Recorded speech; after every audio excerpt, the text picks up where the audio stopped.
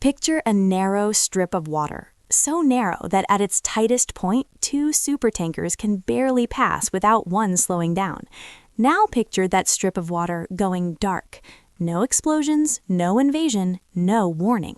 Just ships stopping, insurance rates spiking, cargo backing up by the thousands. Within days, grocery prices in the United States jump. Fuel surcharges appear on receipts. Shipping delays quietly become shortages. This is not hypothetical. This is not a movie scenario. This is how the global economy actually works. For decades, Americans have been insulated from geography. Food arrives, fuel flows, shelves stay full. But the system is far more fragile than it looks. One trade route, one choke point, one strategic bottleneck, and control over it functions as a force multiplier over the entire global economy. This route determines how much you pay for rice, meat, electronics, fertilizer, and fuel without ever appearing on a ballot or a headline. It is watched constantly by navies, insurers, commodity traders, and intelligence agencies, because if it fails, nothing else matters. So let's talk about the Strait of Malacca. I'm your host, Jessica, and welcome to USA Geopolitics. To understand the Strait of Malacca, you must look at a map, not a political one, a physical one. The strait sits between the Malay Peninsula and the Indonesian island of Sumatra. It connects the Indian Ocean to the South China Sea, and by extension, it connects the Middle East to East Asia. This is geography as destiny. At its narrowest point, the strait is less than 3 kilometers wide. It is shallow, congested, and impossible to bypass at scale. Historically, this has always been the case. Long before modern container shipping, empires understood this reality. The Portuguese, the Dutch, the British. Control the strait and you control the flow of spices, silver, and later oil. Colonial borders hardened this importance. Treaties turned ports into permanent fixtures of power. Singapore, in particular, emerged as an artificial choke point, built not for population but for logistics. After World War II, the global order changed, but the strait's role did not. Instead, it intensified. The modern global economy is built on maritime trade. Over 80% of global trade by volume moves by sea, and nearly 1/3 of that passes through this single corridor. This includes oil from the Persian Gulf, liquefied natural gas, grain shipments, consumer electronics. For added context, every barrel of oil headed to Japan, South Korea, or China must pass through here or take a far longer, more expensive route. Grand strategy follows geography.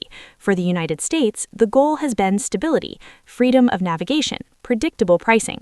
For China, the goal is survival, energy security, strategic depth. For Southeast Asian states, the goal is balance.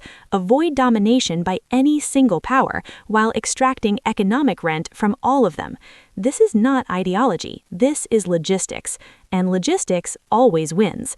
Let's start with the money. Every day, roughly 100,000 vessels transit the Strait of Malacca annually. That includes oil tankers carrying over 15 million barrels of oil per day. That is nearly 20% of global petroleum trade. If that flow slows, prices rise. Not eventually, immediately. Oil markets operate on margins. A disruption of even 2 or 3% sends futures spiraling. Insurance premiums spike. Shipping contracts are rewritten overnight. And oil is only the beginning. Food prices are directly tied to energy costs. Fertilizer production depends on natural gas. Tractors run on diesel. Refrigerated shipping depends on fuel. This is why a maritime bottleneck in Southeast Asia shows up as higher grocery bills in Ohio. Still more, container shipping, electronics, medical equipment, clothing. A single delayed shipment creates cascading effects across retail supply chains. Inventory models break. Just-in-time logistics fail. The United States imports hundreds of billions of dollars worth of goods that pass through this corridor, indirectly. And while the U.S. itself does not rely on the strait for energy, its trading partners do. Japan, South Korea, Taiwan. These are not optional allies. They are industrial keystones.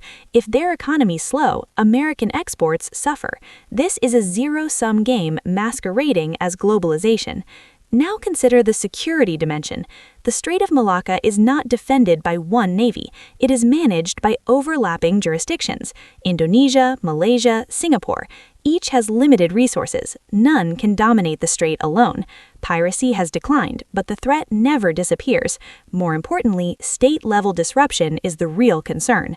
Submarines, sea mines, anti-ship missiles. You do not need a carrier strike group to shut down a choke point. You need denial, not control. This is why the strait is a nightmare scenario for planners in Beijing. China imports over 70% of its oil. Most of it passes through Malacca. This is known internally as the Malacca dilemma. A single blockade, formal or informal, would cripple Chinese industry within weeks. Be that as it may, China has responded predictably. Pipeline diversification through Myanmar, port investments across the Indian Ocean, a blue water navy. However, geography remains unforgiving. Pipelines lack capacity, alternative routes add cost and time, and naval power does not negate vulnerability, it only raises the stakes. The United States understands this leverage. Freedom of navigation patrols are not symbolic, they are signals. Signals to allies, signals to rivals, and reminders that sea lanes remain underwritten by force. But nothing is ever that simple, because the United States is no longer the only power shaping outcomes here. China's strategy is indirect: backdoor diplomacy, port acquisitions, debt leverage. From Sri Lanka to Pakistan to East Africa, infrastructure projects create influence without firing a shot. Meanwhile, regional states hedge. They welcome Chinese investment, they rely on American security guarantees, they avoid choosing sides. This creates instability through ambiguity. No one wants conflict, but everyone prepares for it. Insurance markets price in risk. Shipping companies reroute cargo preemptively. Speculators amplify volatility. A paper tiger does not need to roar if the market believes it might. This is where grocery prices feel the impact, not because ships are sunk, but because risk itself becomes a commodity. So what is the wild card? It is not piracy, it is not war, it is miscalculation. A natal incident, an accident framed as intent, a political crisis spiraling faster than diplomats can react. The dilemma is structural.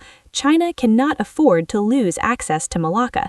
The United States cannot afford to relinquish leverage over it. Southeast Asian states cannot afford to choose. Each option leads to loss. This is the trap. Over the next 5 to 10 years, trends are clear. Shipping volumes will increase, energy demand in Asia will rise, climate pressures will strain food systems. All of this increases the strategic value of the strait. More traffic, more congestion, more risk. No actor benefits from disruption, yet all actors prepare for it.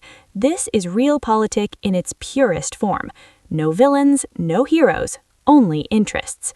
The Strait of Malacca is not famous, it does not dominate headlines, yet it quietly governs the price of everyday life. This is the tragedy of geography. Power flows through places most people never see. Empires rise and fall, trade routes endure, because geography is the chessboard and history is the game. I've been your host, Jessica, and if you approve of what we do, please leave a like, comment, and subscribe. Thank you for watching.